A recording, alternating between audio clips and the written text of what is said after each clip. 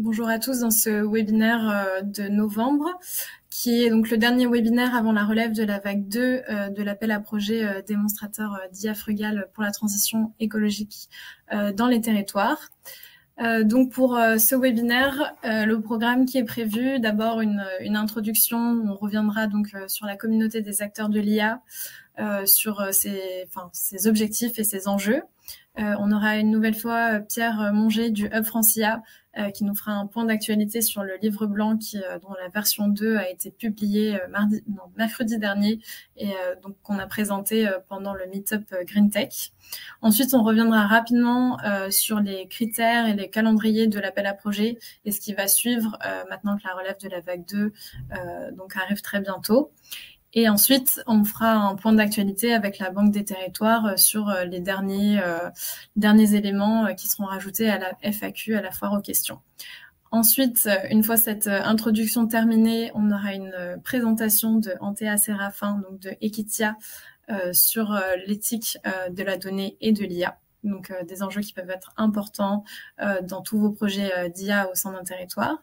Et ensuite, on aura une présentation de Audrey Morel, de Inlo Avocat, sur les marchés publics innovants. Donc pour chaque intervention, elles feront une intervention de 10 à 15 minutes et ensuite vous pourrez poser vos questions sur ces sujets en particulier. Et à la fin, on se gardera un peu de temps. Si vous avez des questions particulièrement sur l'appel à projet, on sera présent donc avec la Banque des Territoires pour répondre à ces questions. Donc ce webinaire est enregistré, donc si vous avez manqué une partie ou si vous souhaitez le revoir, on le publiera sur notre page notre page commune à la communauté et à l'appel à projet. Vous pouvez accéder avec le QR code qui est en haut à droite. Bien. Et qui est aussi, donc dans les notes partagées, vous avez tous les liens qui vont être discutés pendant ce webinaire qui sont accessibles. Donc vous pouvez aussi aller dans les notes partagées si vous voulez retrouver un lien en particulier. Donc pour introduire rapidement, puisqu'on en a déjà parlé, la communauté des acteurs de l'IA dans les territoires pour la transition écologique. Ses objectifs, c'est de partager les bonnes pratiques sur le sujet de l'IA frugale, pour la transition écologique particulièrement. De favoriser les partenariats entre les acteurs publics d'abord, entre eux. Donc si vous avez des enjeux qui se recoupent au sein de collectivités et que vous voulez avancer ensemble sur certains sujets, ou alors entre les acteurs publics et les acteurs privés qui sont offreurs de solutions, et derrière de communiquer sur les retours d'expérience de projets déjà menés ou de démonstrateurs, qui peuvent être des démonstrateurs lauréats de l'appel à projet, ou alors des démonstrateurs en dehors de cet appel à projet, puisqu'il n'y a pas que les lauréats de l'appel à projet qui font des projets d'IA. Donc cette communauté, elle est entre autres animée par l'Ecolab, donc au sein du ministère de la Transition écologique, mais aussi par le Hub France IA, qui va se présenter juste après, et les interconnectés, donc associations d'élus en lien avec le numérique. Et donc je vais directement passer la parole à Pierre pour la présentation de la version 2 du livre blanc. Merci Juliette. Bonjour à toutes, bonjour à tous. Donc je me présente, je suis Pierre Monger, directeur de programme au sein de Hub France IA. Et pour faire très simple, Hub France IA, nous sommes une association de loi 1901 qui vise à fédérer et promouvoir les initiatives d'IA et notamment à soutenir le développement de l'écosystème IA en France et en Europe. Je vais vous présenter les nouveautés du livre 2, la version 2 du livre blanc CAIAT. Avant de parler du livre blanc, qui est une ressource clé pour la CAIAT, je vais prolonger un peu l'introduction de Juliette sur la partie CAIAT, donc communauté des acteurs de l'IA en territoire. Donc la CAIAT, elle favorise la rencontre de différents acteurs œuvrant pour la transition écologique. Elle regroupe notamment deux typologies d'acteurs. D'une part, des acteurs publics, donc généralement des acteurs publics territoriaux qui sont porteurs de besoins dont les projets IA peuvent apporter une solution. Et d'un autre côté, nous avons la deuxième typologie qui sont les acteurs privés qui, eux, vont plutôt être fournisseurs et porteurs de solutions IA pour répondre aux problématiques des acteurs territoriaux. La communauté au-delà des acteurs, en fait, elle réalise aussi deux activités, le partage de connaissances entre les acteurs et toujours au service des territoires et du citoyen. Et d'un autre côté, elle va aussi favoriser l'émergence de projets innovants. Le démonstrateur d'IA dans les territoires en est un exemple. Reprenons le projet du livre blanc. Donc le projet du livre blanc, comme j'ai indiqué, c'est une ressource clé à destination de la communauté des acteurs de l'IA en territoire. Et ça, en fait, c'est un guide dans la compréhension commune des acteurs privés et publics. Je donne deux petits exemples. Les acteurs privés, parfois, ont du mal à comprendre les problématiques inscrites en territoire, et d'un autre côté, les acteurs publics peuvent avoir du mal à analyser, à lire les offres techniques qui sont poussées par les fournisseurs de solutions IA. Donc, quand on parle de compréhension commune, c'est sur ce type de sujet qu'on va retrouver dans le livre blanc. Et donc, ce livre blanc, au service de la CAIAT, les différentes thématiques ont été abordées dans la version 1 et dans la version 2 qu'on verra par la suite.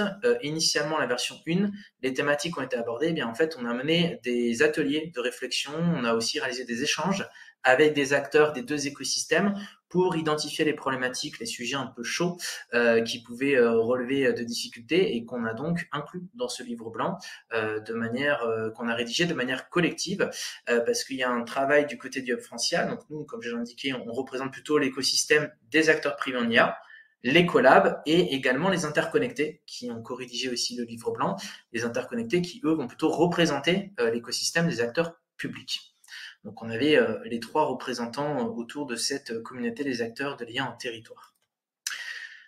Côté livre blanc, sur cette version 2, on a récolté pas mal de retours et également on s'est intéressé aux actualités qui s'étaient passées depuis la version 1. Et donc dans cette version 2, on a un peu reformaté la structure du livre blanc pour mettre en avant plus la partie communauté des acteurs de l'IA en territoire et les problématiques rencontrées. Et on a également injecté du nouveau contenu. Les objectifs du livre blanc, ça reste le même. Le but principal, c'est que le livre blanc soit une ressource clé de la communauté des acteurs de l'IA en territoire, adaptée aux enjeux des projets d'IA et de la transition écologique des territoires. Deux objectifs. Premièrement, apporter des réponses aux difficultés principales rencontrées par les acteurs privés et les acteurs publics dans le cadre de projets communs, ce qui peut être le cas dans le démonstrateur d'IA dans les territoires. Et le deuxième objectif, assurer une compréhension commune entre les acteurs,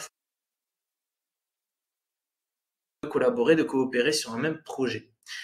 Je vous ai indiqué quelques détails sur le plan. Je ne vais pas rentrer dans tous les détails, mais sachez qu'il y a plusieurs gros chapitres.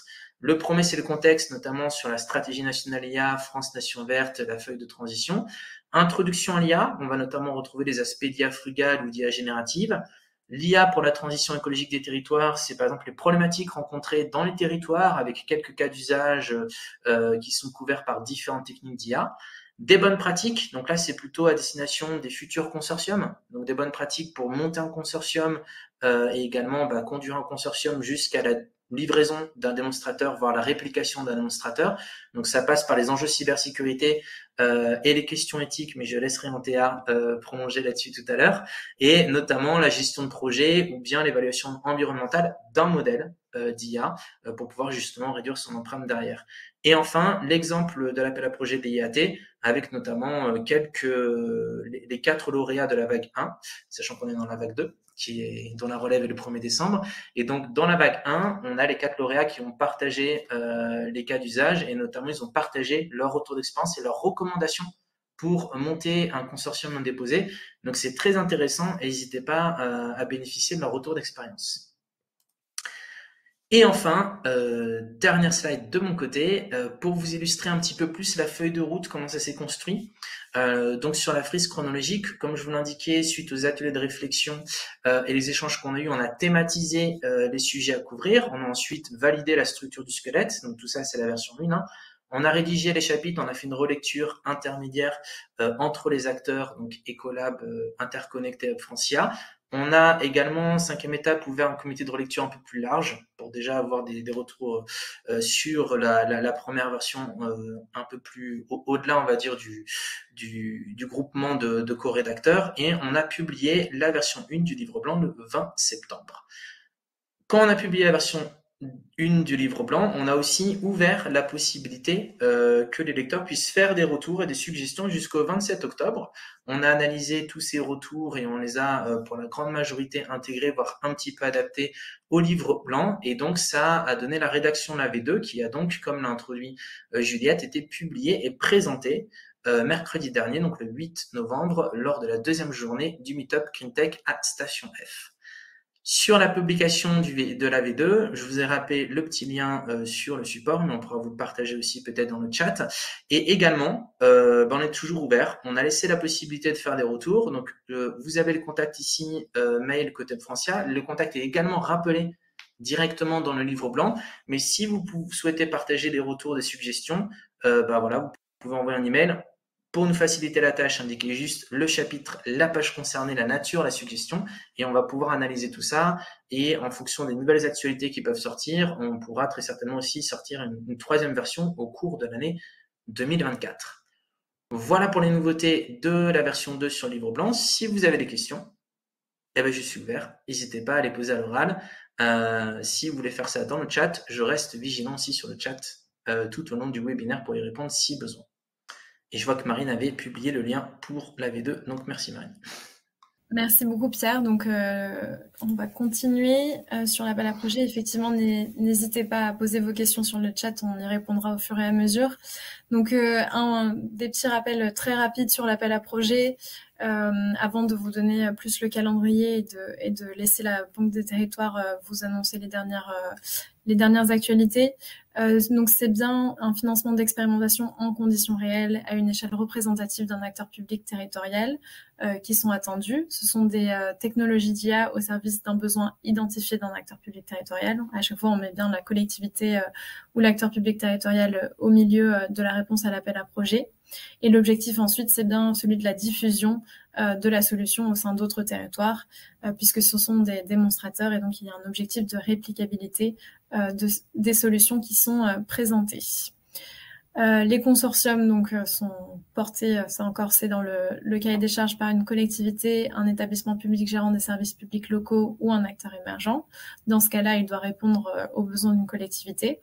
Ils peuvent être composés d'acteurs publics ou privés de toute nature. Le seuil minimum de dépenses éligibles, il est de 600 000 €. Donc ça, c'est un critère d'éligibilité qu'il faut bien prendre en compte. Et on vous demande de calculer l'impact environnemental de la solution d'IA pour que, au final, l'apport de cette solution versus son coût environnemental de déploiement soit favorable. Alors, quelques éléments sur la suite. Au 1er décembre, la relève des dossiers de la vague 2 aura donc lieu.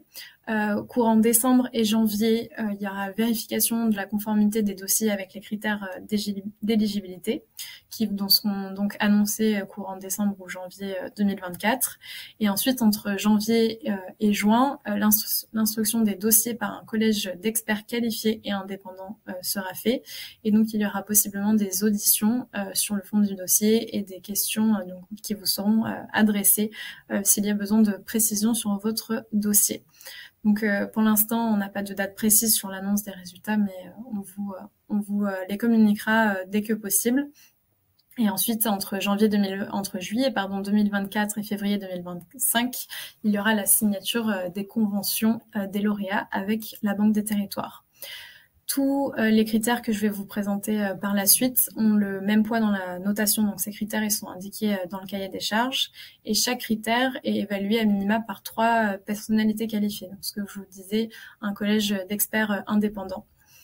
Les avis individuels de chacun de ces experts sont ensuite agrégés pour avoir un avis global sur votre dossier. Et c'est comme ça ensuite que la sélection se fait sur les dossiers.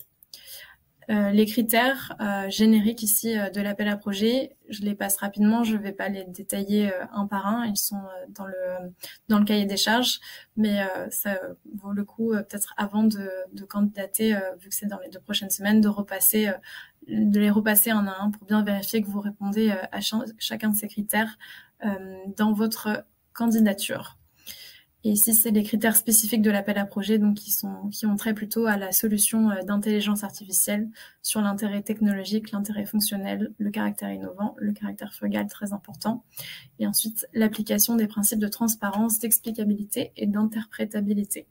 Maintenant, je vais passer la parole à Alexandre Chavotte de la Banque des Territoires. Bonjour. Alors pour notre actualité en soi, c'est pas voilà, l'actualité, c'est juste pour vous faire peut-être une petite mise à jour sur des questions qu'on nous pose sur notre FAQ et qui peuvent intéresser beaucoup la plupart des gens en général. Donc quelques éléments à avoir en tête très rapidement par rapport voilà, vu que la clôture c'est dans 15 jours.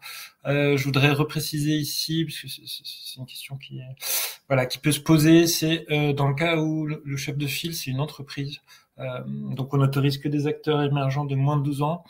Donc la date qui sera prise en compte, c'est bien effectivement c'est moins de 12 ans et c'est au moment de la relève.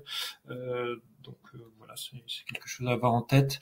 Il y a aussi dans le cas, le cahier des charges, il prévoit un système d'avance remboursable qui est appliqué aux activités économiques, donc généralement c'est les entreprises. Donc c'est à avoir en tête et ce qu'on peut vous dire, c'est que ça sera le taux précis sera déterminé pendant l'instruction et par contre on n'ira pas au-dessus de 40% d'avance remboursable comme pourcentage de l'aide totale. Et après, ça peut effectivement changer selon l'intensité, notamment de recherche et développement de ce que vous faites, les entreprises. Mais voilà, avoir en tête qu'il y a des avances et que ça peut aller jusqu'à 40% de l'aide totale. Et après, on a eu aussi une question qui portait sur l'intégration de dépenses de communication. Alors, c'est vrai que dans le cadre de l'appel à projet par rapport à des projets européens ou d'autres, il n'y a pas de work package communication. Par contre, on nous a demandé, voilà, vu que c'est quand même l'objet, c'est de faire un réseau de démonstrateurs et de disséminer les résultats obtenus par ces démonstrateurs. Vous pouvez mettre des actions de communication, voilà, par exemple notamment dans l'aspect évaluation qui est permis, si ça permet effectivement de disséminer les résultats que vous avez obtenus dans le cadre du projet. Et après, une question, alors je vais pas aller dans le détail parce que c'est publié sur notre FAQ, donc je vous invite à y aller. Mais des fois, il y a encore une ambiguïté quand on est le privé et le public sur le fait est-ce qu'il faut qu'on fasse un contrat, si c'est juste pour le reversement de la subvention. Non, il n'y a pas besoin de contrat ou de marché ou de je sais pas quoi. Si c'est juste de la reversion de subvention, il n'y a pas besoin de passer quelques marchés ou contrats ou je ne sais quoi. Il y aura votre accord de consortium qui devra le mentionner et nous, notre convention de financement qui précisera les modalités. Mais vous n'avez pas besoin de faire de démarches spécifiques. Voilà. Très bien, merci. Donc, si je vois qu'il y a des questions qui commencent à être posées dans le chat, Alexandre, je te laisse y répondre au fur et à mesure. Ensuite, donc, pour reprendre sur les critères spécifiques de l'appel à projet, l'un d'entre eux, je vous le disais, c'est l'application des principes de transparence, d'explicabilité et d'interprétabilité. Dedans, on met des enjeux d'acceptabilité et d'implication citoyenne, de gestion ouverte et transparente des données et de la solution, et bien sûr d'explicabilité des modèles d'IA utilisés. Et pour ça, on trouvait intéressant aujourd'hui de vous faire une présentation sur les enjeux éthiques de la donnée et de l'IA. Et donc pour ça, je vais laisser Antea Séraphin, qui est une experte du sujet, qui vient de Equitia, vous faire une petite présentation là-dessus. Merci Juliette et bonjour à tous. Et merci oui, de me donner l'opportunité d'intervenir dans le cadre de ce webinaire. Donc d'abord, je voulais vous présenter rapidement ce qu'est Equitia. Donc c'est une association qui existe depuis aujourd'hui presque 5 ans et qui réunit une 60aine de membres et représentants des secteurs très variés. Donc autant des collectivités territoriales que des entreprises, des établissements de recherche, et tous en fait ont l'objectif commun de développer un cadre de confiance concernant l'utilisation des données et de l'intelligence artificielle. Donc ce cadre de confiance, on l'articule en fait autour de 4 axes de réflexion. Là, je vais juste passer rapidement. Donc, on a la gouvernance des données, des solutions techniques qui permettent de partager des données en confidentialité, des modèles économiques équitables entre les acteurs de valorisation des données et celui qui va nous intéresser aujourd'hui, donc le pilier éthique et juridique. Et donc là, plus précisément, l'éthique applicable à l'utilisation des données et par extension à l'intelligence artificielle. Donc nous, les principes qu'on a considérés comme pertinents en la matière, on les a inscrits dans une charte. Et avant de vous expliquer comment cette charte peut être utilisée un petit peu comme une grille d'analyse des risques d'un projet d'IA, je voulais revenir rapidement sur la méthode d'élaboration et d'évolution de cette charte. La première version, on l'a publiée en 2020. Et à la base, donc, c'était le fruit d'un travail de recherche scientifique qui a ensuite été soumis au service juridique de nos membres.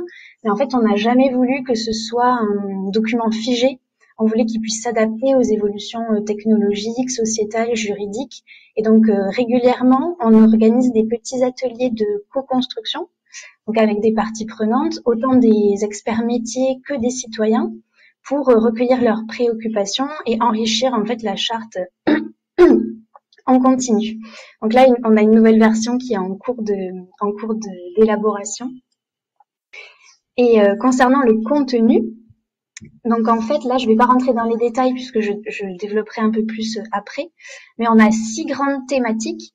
Donc utiliser les données dans l'intérêt de la société, dans le respect des droits des individus et de leur autonomie. Être attentif à la qualité des données qu'on utilise et à la sécurité de nos systèmes d'information en général et des modèles algorithmiques qu'on va utiliser pour analyser les données. Aussi, utiliser les données dans une logique de transparence, donc comme le disait Juliette à l'instant, et appliquer en fait des modèles de gouvernance autant à l'échelle globale qu'à l'échelle des projets, qui crée les conditions de la confiance. Et enfin, l'idée d'avoir comme je le disais aussi juste avant, des modèles économiques équitables entre les différents acteurs qui valorisent les données. Donc là, en fait, notre charte, elle est assez large puisqu'elle couvre, elle s'applique en fait autant aux données qu'à l'intelligence artificielle, mais sans être spécifique à un secteur d'activité en particulier. Et pour ceux que ça intéresse, justement, de creuser en fait les enjeux éthiques qui sont spécifiques à l'utilisation de l'intelligence artificielle dans le secteur public, il y a un document de référence qui a été publié en 2022 par le Conseil d'État, qui définit donc 7 principes généraux pour une IA publique de confiance. Donc là, je vous ai mis les 7 principes qui ont été identifiés et globalement, ils se recoupent avec les principes qu'on a dans notre charte, mais c'est vraiment intéressant d'aller voir puisque justement ont été identifiés vraiment les enjeux éthiques qui se posaient particulièrement dans ce contexte-là. Mais du coup, là, je vais revenir sur sur la charte éthique Equitia, mais au final, dans l'étude du Conseil d'État, c'est aussi mis en avant. C'est l'idée, en fait, quand on conçoit et quand on veut lancer un projet d'IA, d'appliquer dès le départ une démarche éthique. Donc, je voulais juste revenir rapidement sur ce qu'est une démarche éthique. Donc, c'est une démarche d'abord qui est volontaire, qu'on va appliquer quand on a un peu des incertitudes sur le bien fondé d'une action. Donc là, en l'occurrence, recourir à l'IA dans le cadre d'un projet d'intérêt général. Et on va questionner cette action par rapport à des valeurs de référence qu'on s'impose de respecter. Et ce qui est important dans la démarche éthique, c'est une démarche casuistique au sens, il n'y a pas de vérité absolue ou générale. Et l'idée, c'est vraiment au cas par cas de proportionner les différentes valeurs aux bénéfices et aux risques réels ou potentiels qui peuvent émerger à court et à long terme. Et donc d'essayer de les anticiper et de les minimiser les risques dès le départ. Donc pour rendre ça un peu plus concret, pardon. J'ai retenu un cas d'usage qui est justement présenté dans l'étude du Conseil d'État dont je vous parlais. Donc là, par exemple, on va se projeter sur un cas d'usage d'utilisation de l'IA dans le cadre d'un projet qui vise à améliorer la mobilité sur un territoire.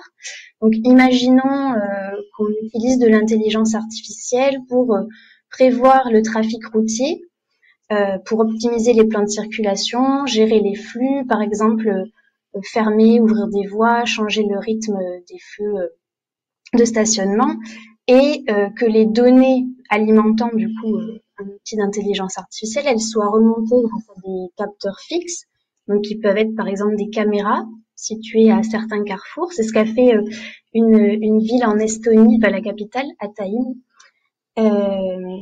Les données, elles peuvent aussi être remontées par des capteurs mobiles, donc des véhicules qui sont dédiés à capter des données, ou encore partagées volontairement par les citoyens qui le voudraient. Donc là, Comment utiliser la charte pour analyser les risques soulevés par ce projet. Donc, dans les diapositives qui vont suivre, en fait, j'ai essayé pour chacun des principes de vous montrer comment ça peut être transformé en une question qu'on doit se poser dès la conception du projet. Donc, par exemple, là, on peut se demander est-ce que mon projet a pour finalité d'améliorer la qualité de vie des générations actuelles et futures? En l'occurrence, si c'est un projet d'intérêt général, la réponse est assez évidente, mais c'est pas toujours le cas.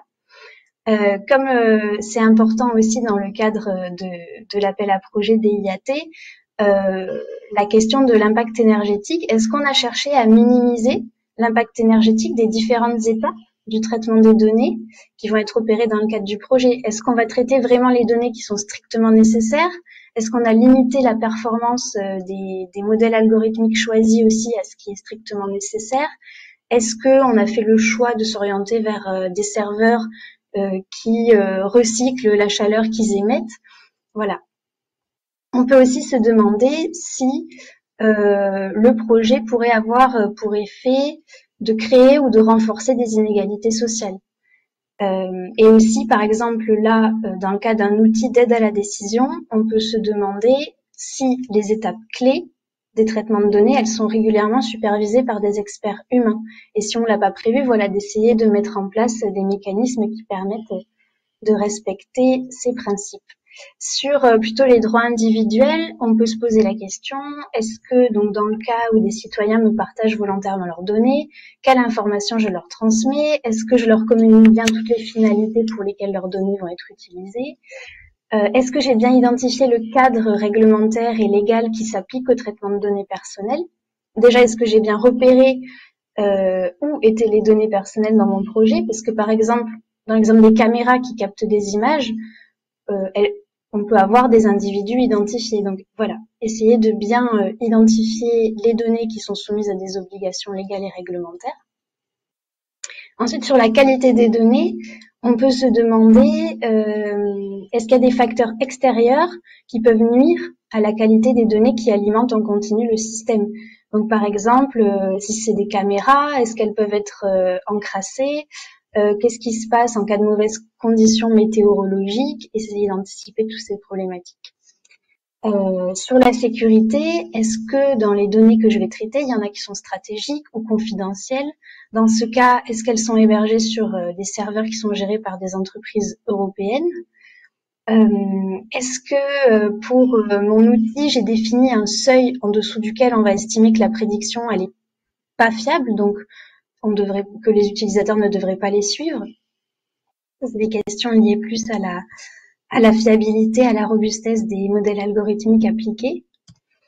Ensuite, sur la transparence, il y a aussi l'idée de se dire bon, on va fournir un outil dans les mains d'utilisateurs qui n'ont pas forcément contribué à son développement. Est-ce qu'ils sont bien informés des conditions optimales d'utilisation? Dans quel cas ils doivent s'appuyer sur les prédictions? Dans quel cas non? Voilà, sur les limites du système d'intelligence artificielle. Est-ce que ces utilisateurs peuvent se voir expliquer les variables déterminantes des prédictions du système? Est-ce qu'elles sont documentées quelque part? Si oui, est-ce qu'elles sont documentées de manière accessible? Et ensuite, est-ce que, au-delà de ça, toutes les étapes du projet, c'est-à-dire qu'est-ce qui a motivé le recours à l'intelligence artificielle, le choix de la technologie retenue, les données qui sont utilisées, est-ce que tout ça c'est documenté? Ensuite, sur la gouvernance, donc dans le cadre d'un projet qui implique plusieurs partenaires, est-ce qu'il a été prévu de se partager les bonnes pratiques en matière de traitement des données, d'utilisation de l'intelligence artificielle? Est-ce que on a réalisé une évaluation des risques et aussi une balance bénéfice-risque avant de lancer le projet? Donc, est-ce que les bénéfices en termes d'optimisation de la circulation, ils sont plus importants que les risques qu'il y a en termes d'atteinte à la vie privée, d'atteinte à des données stratégiques? Est-ce qu'on a essayé d'anticiper quel impact l'intégration de ces outils vont avoir dans les métiers qui vont s'en servir?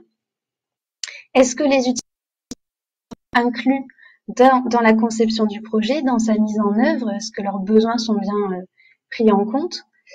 Et est-ce que, par exemple, les règles déontologiques auxquelles sont soumis les utilisateurs de l'outil, donc par exemple si c'est des agents publics, est-ce qu'elles ont été prises en compte au moment de la conception du système d'intelligence artificielle? Et on arrive à la fin. Donc, sur plutôt les modèles économiques, si un modèle économique est associé aux données qui sont collectées et produites par le système d'IA, est-ce que chaque contributeur essentiel à la réalisation du projet percevra un retour? Ça peut être monétaire, mais ça peut être d'autres formes de retour proportionnel à sa contribution. Et aussi, en termes de reconnaissance mutuelle de l'apport de chacun, est-ce que chaque contribution essentielle va être publiquement reconnue, par exemple? Donc voilà. J'ai essayé, c'est vraiment pas exhaustif, mais c'était pour essayer de montrer voilà comment une charte éthique peut être un outil qui permet d'analyser des risques soulevés par des projets qui intègrent des traitements de données, qui intègrent de l'intelligence artificielle. Et je vous ai mis, pour ceux qui veulent aller plus loin, quelques ressources en fin de présentation, mais que je vais pas développer ici.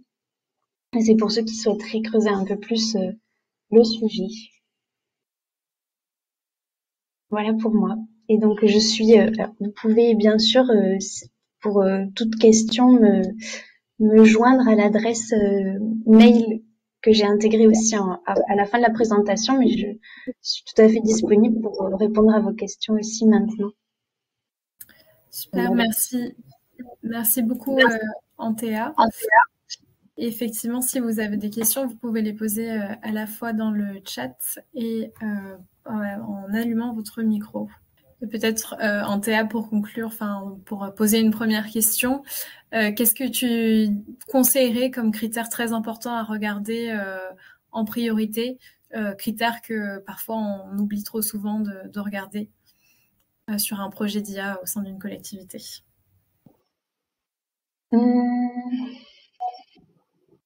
Voilà, je pense que la question de l'impact environnemental est de plus en plus mise en lumière.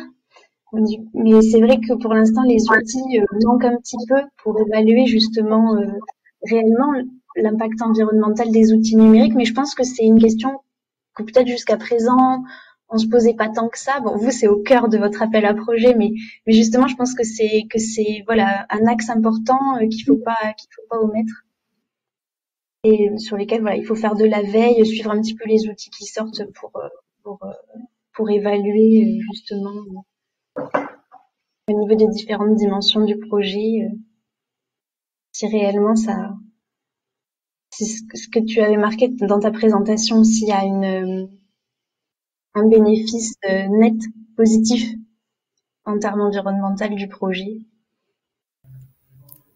Ok, très bien. Bah, merci beaucoup Antea. Je ne peux que vous recommander de mettre au regard les projets que vous pouvez porter, que ce soit dans l'appel à projet DIAT ou en dehors de cet appel à projet, les projets qui incluent de la donnée pour la transition écologique dans les territoires au regard d'une charte éthique.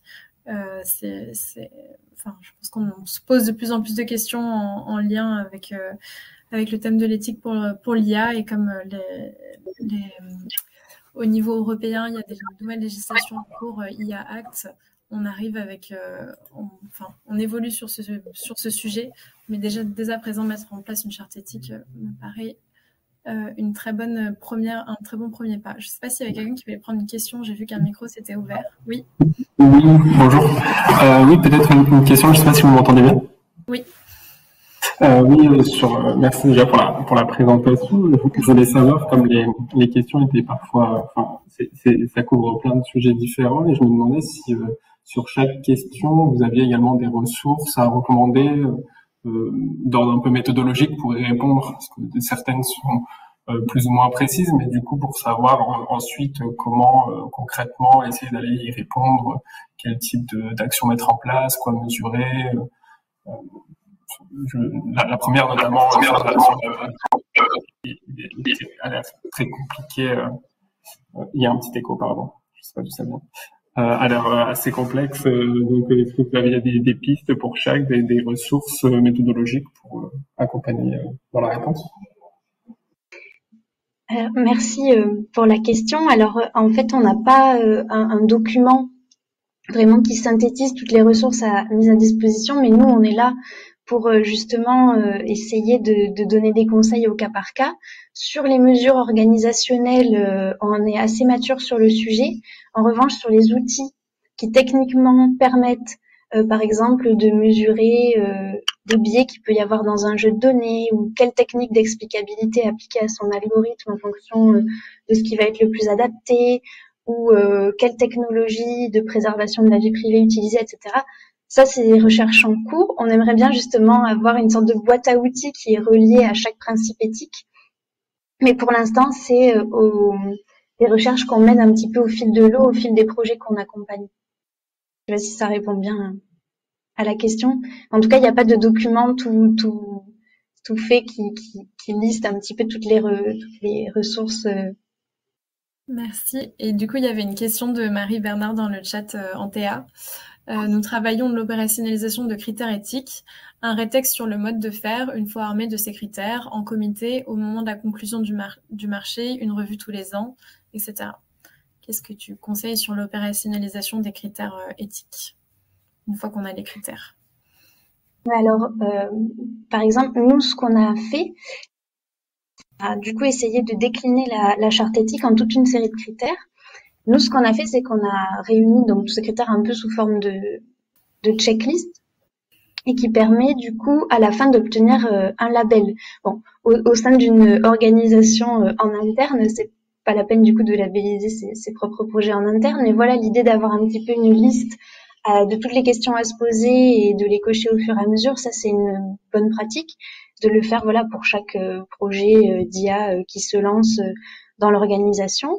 Cette revue, elle peut effectivement être faite par un comité et également intégrer. Voilà, je suis c'est Nantes Métropole.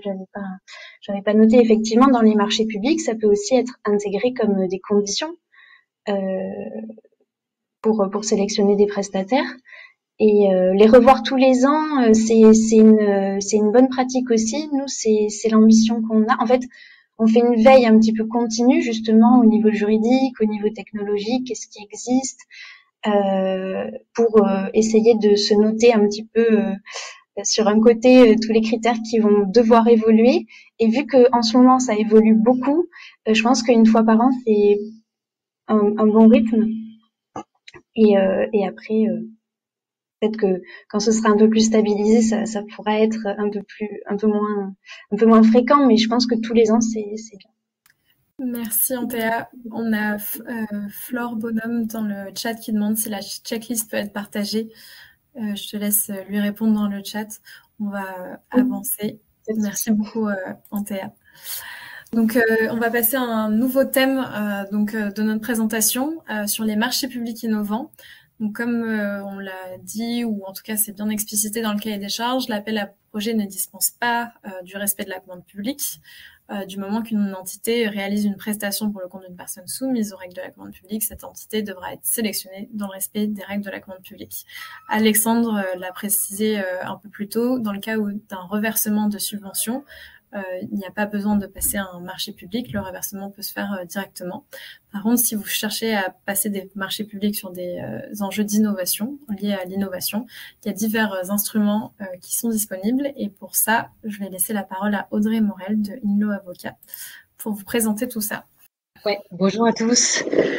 Merci de me permettre d'intervenir dans ce webinaire. L'objectif, effectivement, c'est de faire un petit état des lieux des différents montages contractuels qui existent en matière d'innovation. Alors pour certains, je pense que vous les connaissez tous au moins de nom. Peut-être pas forcément dans les contours en termes de périmètre et de modalités de mise en œuvre. Donc là, sans faire un cours de droit, c'est plus effectivement de porter à votre attention ce qui existe, pourquoi c'est opportun de recourir à tel ou tel type de montage et les points de vigilance.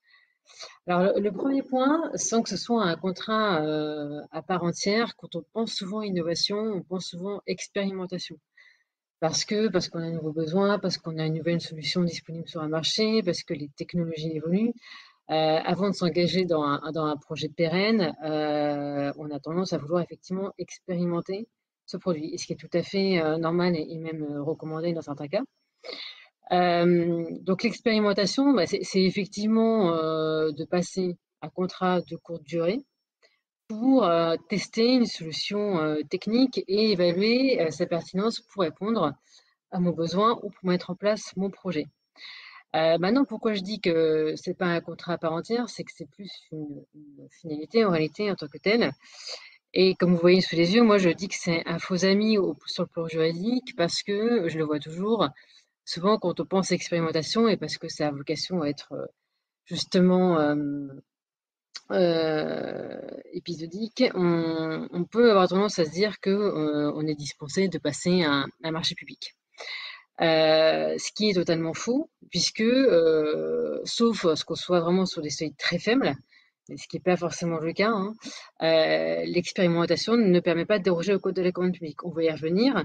Une expérimentation peut être mise en place de différentes manières, que ce soit par un marché classique, un appel à projet, l'achat innovant, etc. Mais ce n'est pas un mode contractuel dérogatoire à la commande publique. C'est juste une manière, effectivement, de tester une évolution technologique et un mode opératoire qui est effectivement assez mis en œuvre sur les projets d'IA ou de territoires comme